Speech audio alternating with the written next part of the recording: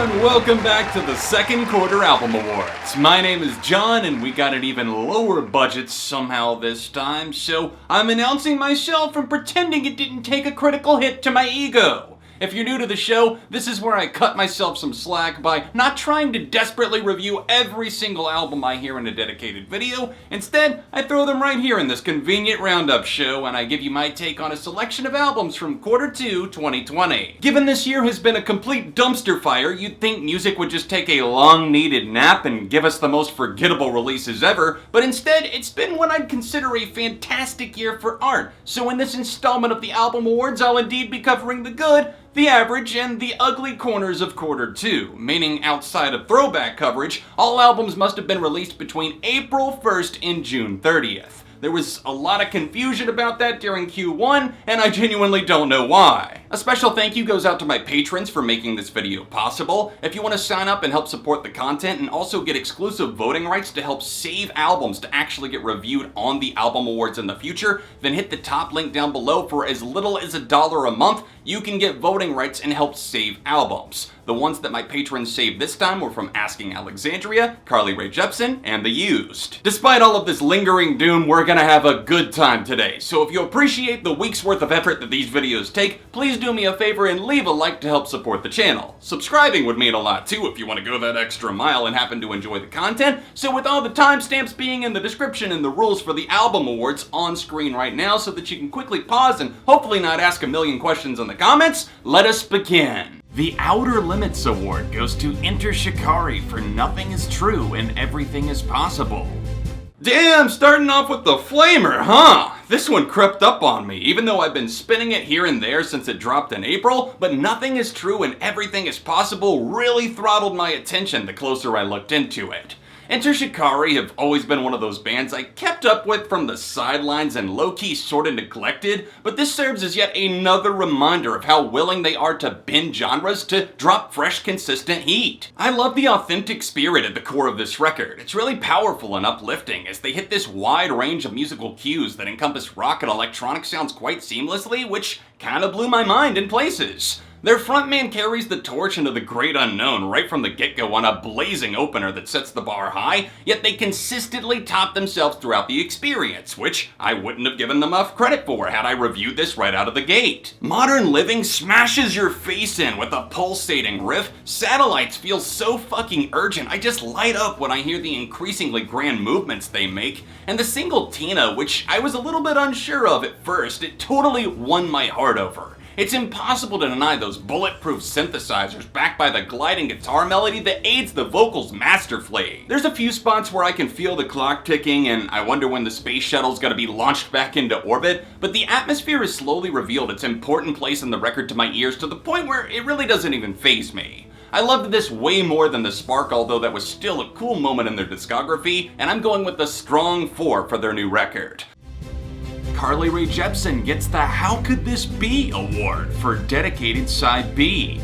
When Emotion dropped, it rocked my world. I can be a bit of a pop-head sucker for a certain sound done right, and Carly Rae knew exactly what she was doing with both Side A and Side B. The follow-up, Dedicated, wasn't quite all that in a bag of hits, but it certainly made me swoon with some of the best cuts, from Julian to Want You in My Room to The Relentless, Right Words, Wrong Time. Dedicated Side B wasn't a surprise at all outside of its release date. I think most fans saw it coming given what she did with Emotion, and the fact that she kept mentioning this huge handbasket full of songs that she'd recorded during those sessions. The actual surprise was that, well, maybe unpopular opinion perhaps, but I think Side B might actually be superior to the first half of the album? Maybe I was in the wrong mood when I first tossed it on in May, but after some time soaking in those positive vibes of love that Carly is always sending out into the world, I'm really starting to groove with them on a deeper level. She can definitely get monotonous with her fantasies of love, and you can tell that some of the ideas from Side B were lifted and put on the original cut of the Dedicated album, but it's hard to deny the fun variety she's handing over. Dedicated Side B will without a doubt be criminally underrated, given that it didn't even chart in the States like Emotion Side B did, so I urge you to give this a chance if you're into synth pop at all, and even if you're not, there's a reason why Carly Rae is the indie pop queen despite being signed to a major label. Side B gets a 4. Boston Manor get the This Is How You Evolve award for Glue. I'm quite proud of the band Boston Manor evolved into over the course of 4 relatively short years. Their latest effort, Glue, holds together a plethora of influences as they bend the umbrella term rock to fit their new domineering narrative. While this doesn't top their massive album Welcome to the Neighborhood in my humblest of opinions, it's not that far off the mark, as they're both fantastic records with a lot of gas in the tank when it comes to shelf life. Mike Sapone produced both albums, and considering his history producing for amazing acts like Brand New, I'd say that Boston Manor has a hell of a future lined up if they keep firing flaming arrows like this. The Like a Career in Turmoil award goes to Asking Alexandria for Like a House on Fire. Asking Alexandria. This was one of my Patreon request winners, and I think a lot of people were expecting a lot more intense of a reaction one way or the other when they pushed this thing on my radar. Let me start by saying that I've never been a huge fan of the band, although I've known about them since the MySpace metalcore Stand Up and Scream days. They had a few songs that I loved, but my world wasn't turned upside down or anything when the band started falling apart. Shockingly enough, Danny Worsnop came back as their lead vocalist, and the self-titled album dropped in 2017 was pretty good. I mean, I dug a solid portion of that one, and after not hating the single The Violence that a lot of people seem to hate that they dropped last summer, I was braced for an arena rock-leaning album that went all out with the new studio polish. Like a House on Fire is not that. Well, it is that, but it's not the good, exciting, heart-pounding, adrenaline-rushing kind the fans were hoping for. There's some catchy moments dominated by hard rock guitars, pop cadences that make it sing-along friendly, and a mess of assorted vocal styles from Danny that just kinda make me scratch my head and yawn at the same time. This isn't an awful album, although songs like Give You Up can rot in hell. It's just kinda there, existing in a lane that I could see appealing to those that love anthemic tunes that will dominate rock radio, but with little appeal that would win over anyone who wrote them off in the past. Now they're just slightly off-putting dudes in flannels instead of skinny jeans. The Best of Both Worlds award goes to Sawayama, the debut album by Rina Sawayama. I love it when an award name works on multiple levels. Rina Sawayama is a Japanese-British singer born in Japan but raised in London from a young age. Her debut album, Sawayama, is an incredible jolt of life in the world of pop music that needs more attention. Good lord, this woman is so underrated, and hopefully my little spiel here will give you the proper nudge you need to go check this out. Do you like your pop music intelligent, well-layered, unpredictable with touches of disco, nu metal, electronica, and 2000s glam? That might sound like an absurdist compilation of random sounds, but I swear its insanity actually works, like the thrill of riding a roller coaster for the first time ever. How exactly does one artist show off such a versatile range in just 43 minutes? The proof is right there on the record, and this one clicked almost instantly for me. XS is the perfect pop song that sounds straight out of the year 2000 with some unexpected dashes of heavy guitar. Bad Friend is a painfully honest vocoded daydream. Paradisen showcases her influence from former tour mate Charlie XCX. And Dynasty is one of the most badass opening tracks I've heard all year, capped off with a monster guitar solo. There's a few that fall on the more standard side of things, but Sawayama never commits the cardinal sin of being boring. There's just always something more bizarre or eye-opening just around the corner. Rina found her voice both in terms of raw power and with what she wanted to say. She tackles everything from racist Asian stereotypes to carefree club anthems on this debut, and it's hard not to fall in love with how creatively she packs it all in. STFU might steal the show as my top favorite for now, with its unexpectedly heavy Evanescence aura, but my god, it just topples my brain like a row of dominoes every time. Even the interlude track, Fuck This World, has risen up pretty high on my list of favorites, so please, put this album on your radar for a wild ride that will likely blow your expectations out of the water. Fiona Apple collects the Worth the Wait award for Fetch the Bolt Cutters. Fiona essentially leaves a historical imprint on humanity each time she releases an album at this point. Her keen, selective ear only makes publicly available the music she's 110% confident in, and holy fierce hellfire from the gods below, she believed in Fetch the Bolt Cutters. By this point, you've probably seen the record-setting rave reviews she's attracted for her 5th studio album, and it might make you roll your eyes to see the acclaim, like, it couldn't possibly be that good, and trust me, I do feel your frustration. A lot of the albums critics go nuts for, I simply don't find compelling or interesting or whatever, but Fiona Apple is an artist in every definition of the word, and you'd be a fool to not at least give this Album of the Year candidate a chance. The People Pleaser Award goes out to Heartwork by The Used. You've gotta hand it to the Used. They just keep rolling despite all the punches they've been dealt over the years, and to their credit, they put out some really solid material even as the band aged, and they never let that flame deep down within burn out entirely, and that's evident once again on Heartwork. Sadly, this album is far from perfect and suffers from trying to appeal to all quarters of their fan base and then some, over 16 tracks to very, very messy results. Clean up on aisle 8, the Used have dropped sounds everywhere this time. Their frontman Burt McCracken has gained new perspective in recent years since sobering up and battling his demons head on, something that I really can respect, especially on their last album The Canyon, which was a vast straight-to-tape record that I could really get behind. There's flare-ups of that contagious passion on Heartwork, but you can only hang on for so long before you get tossed overboard in these stormy seas that really made me a bit dizzy the more listens I had. They blow the lid off quickly with that opening sequence that pairs up some fist-pumping ragers from Paradise Lost to Bloody Nose, which really has an oddly addictive quality to it, but it's hard to avoid the gaping potholes in this album that constantly throw off the pacing and tinker way too heavily with different styles without fully committing. Some of that blame could be handed back to their longtime producer John Feldman, and y'all know I've got some strong opinions on that dude's work. Features are tossed on 4 of the tracks, with 3 of them coming back to back to back at the end of the record and feeling rather gimmicky, especially the Mark Hoppus one on The Lighthouse. Oh boy, I wonder how they got linked up. It's forgettable, and a lot of this album sadly hits me that way and makes me wonder why I'd ever come back to the full-length experience when there's really only an EP's worth of tried and true gems worthy of main rotation status. The Perfect Timing Award goes to The New Abnormal by The Strokes. In a changing world with a very unapparent future looming in the distance, The Strokes may have unknowingly hit the nail square on the head with their long-awaited 6th full-length album, The New Abnormal. The title refers to an uncertain future brought on by the likes of climate change, and the new abnormal quickly became the mantra of 2020 as we continue into this dark abyss. Instant satisfaction was felt after a single play through the album, but as a longtime fan, I had to be sure that I wasn't just feeding into the hype. Like, the Strokes are back, dude, holy shit, it's been 7 years, that's great! But what did they bring us after all this time between proper albums? Well, to put it bluntly, they delivered what is hands down one of the best albums of the year, and they proved that they can masterfully blend Strokesisms with a new edge that feels like a wash between the 70s and modern living. Call it a comeback, call it a come down. It's a lyrically honest record brimming with fear over moody, but at times up-tempo melodies from a band of insanely talented dudes that showcase more chemistry on a record than they have in over a decade. Thank God the Strokes are back, having fun in the studio, and making music that will end up soundtracking big moments in a lot of fans' lives. Infinitely Ordinary by The Rex gets the Try Not to Cringe award.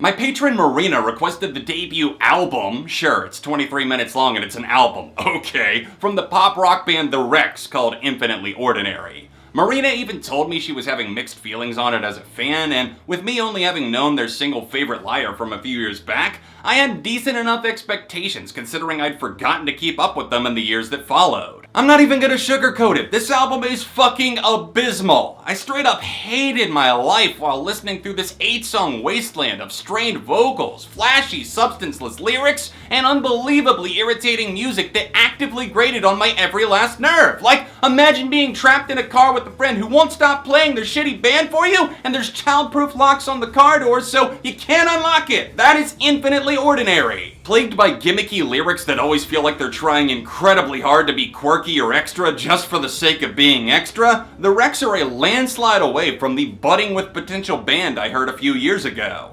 Their singer seems like the type to remind the crowd that we're all just weirdos, this one's for you, in between every single song in the set list. It's genuinely unbearable in the first half, and the second half of the record, I'd be hard-pressed to remember any of it if you asked me even a week from now. Fuck Somebody runs its nails straight down the chalkboard with an increasingly grating high-pitched vocal nightmare amidst the nauseatingly sweet instrumental. We All Get Lonely sounds like a rejected Maroon 5 track from 2012, Freaking Out goes in a similar path, but with a different artist, considering the chorus is a straight-up bad impression of Group Love, and with a slow-talked intro leading the way for that one, it was genuinely hard to stomach more than once, especially with the line about Kanye. Fuck Somebody? Fuck this album, dude! The ballads don't have an ounce of creativity in their bones, and the fact that they've done the opposite of growing as a band and take the cheapest way out in the Seasick-like production of Woes is really just sad to hear. If I'm being generous, I'll give it a 1 because I guess I could see the appeal if I really like the 2013. We're definitely not a pop band, wink wink sound, then maybe it would work for you. But my suggestion to you is to run the hell away because this glorified EP's idea of fun is obnoxious at best. Chloe x Halle get the Breakthrough Award for their second album, Ungodly Hour. Sister act Chloe x Halle have been on the verge of becoming the next big thing in R&B since Beyonce snatched them up years ago following the success of their Pretty Hurts cover that went viral. It's been bubbling up, but let's hope that singles like Do It give them the mainstream push that they wholeheartedly deserve. There's enough bounce, shine, and chemistry layered neatly throughout to keep your ears from wandering elsewhere, plus the focus was put on giving the duo more control, so it's not just a constant stream of guest features, tacky outside co-writes, or any of the other typical bullshit that you see labels try to pull on talented acts. This is just a spotlight on them and what they can do over some great, albeit familiar, modern R&B vibes. The Please Mix It Up Next Time award goes to Womb by Purity Ring.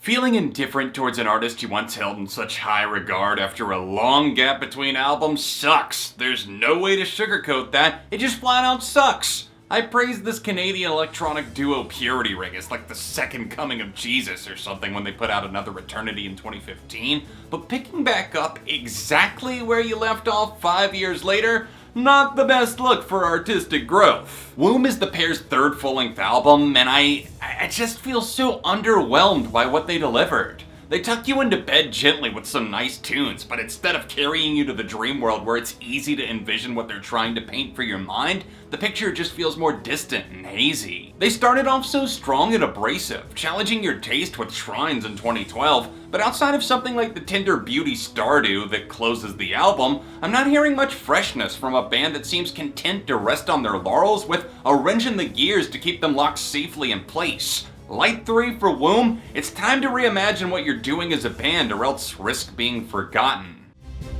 The Back on Board award goes to Wake Up Sunshine by All Time Low.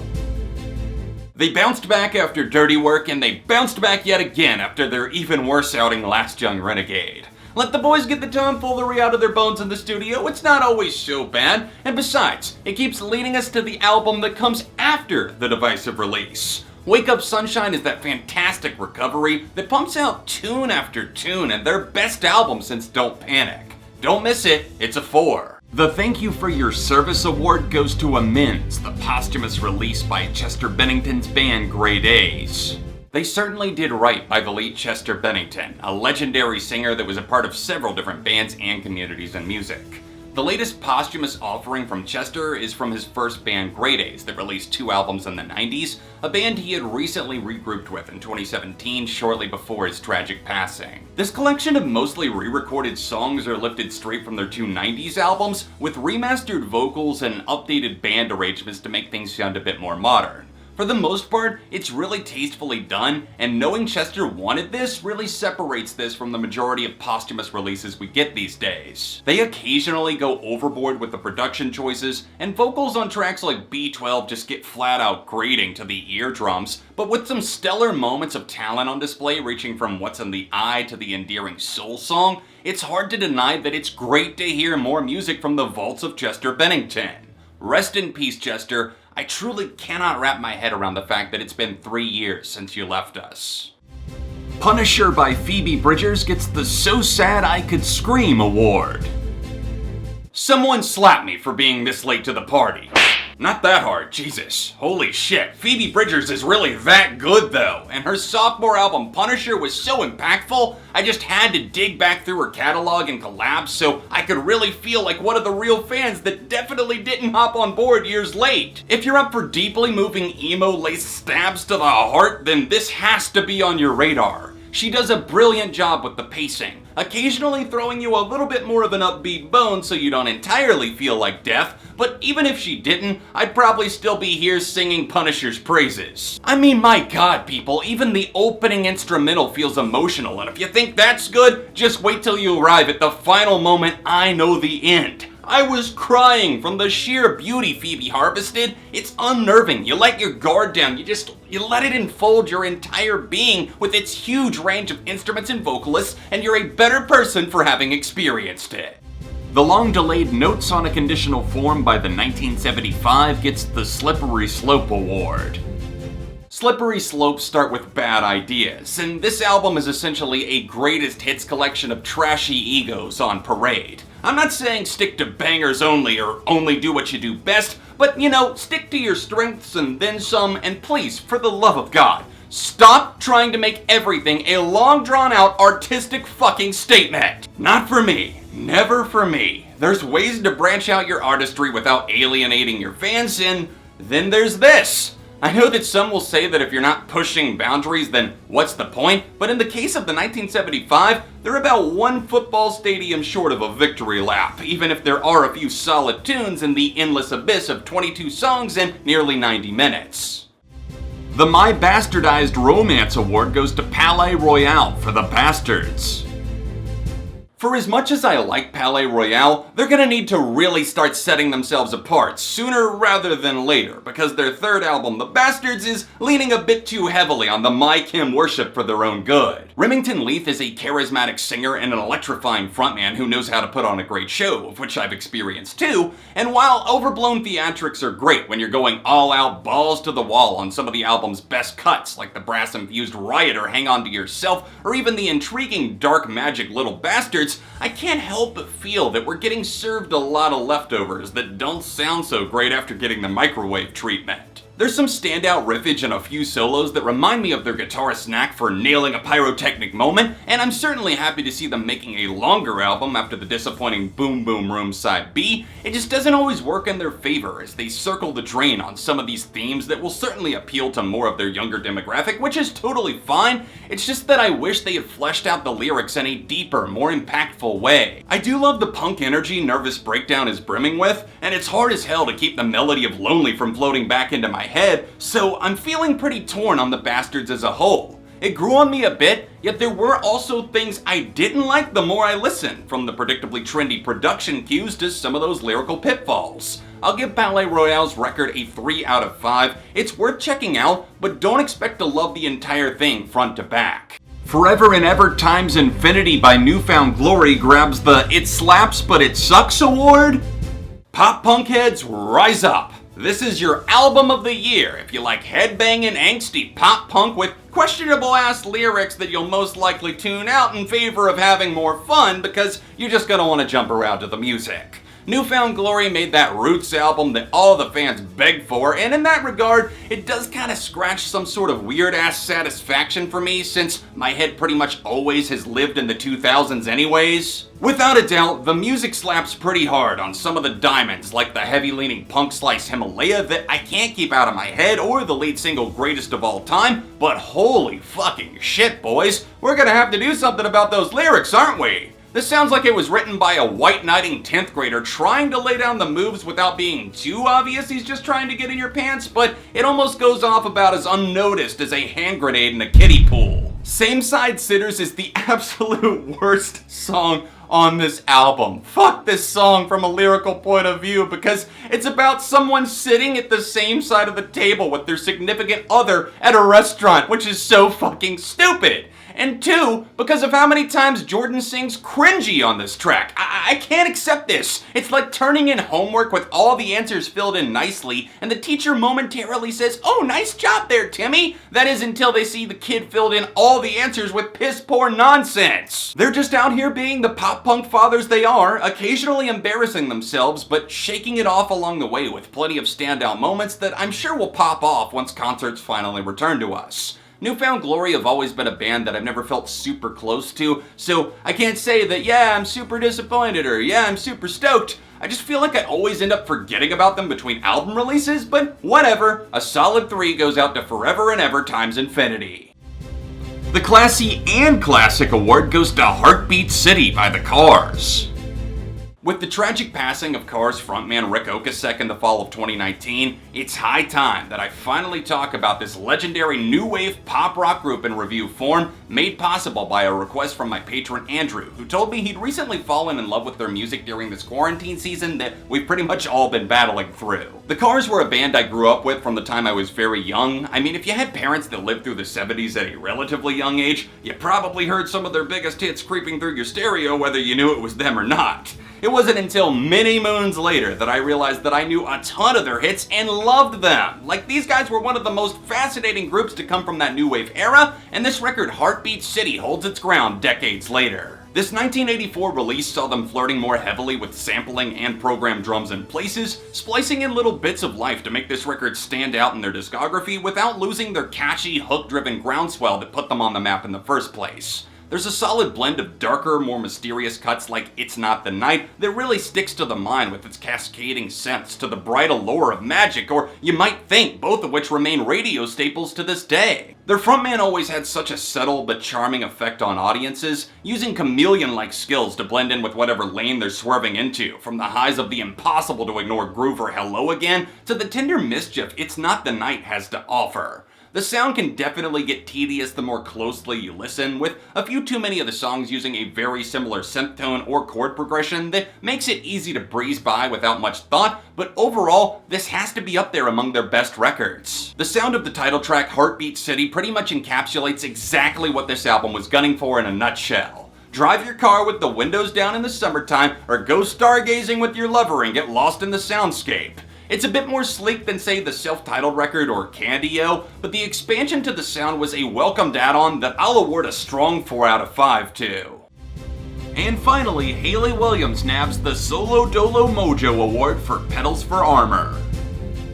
Worth the wait? The answer's written in a floral font in the sky. Yes! I was anxious for this release, y'all know that, but after a 4-month wait between the first single and the full-length album, it totally paid off, and I think it was worth fighting the temptation and only hearing 2 songs before hearing all of Petals for Armor. Hayley subverted the expectation of singer of the band goes solo and makes album that nobody really gives a damn about by being extremely hands-on in every nook and cranny of this record. You can feel the intense devotion to getting things right without overthinking it too much. There's just a very natural, soothing tone to much of the record that shows a lot of restraint and maturity, just like her band Paramore did on their last record, After Laughter.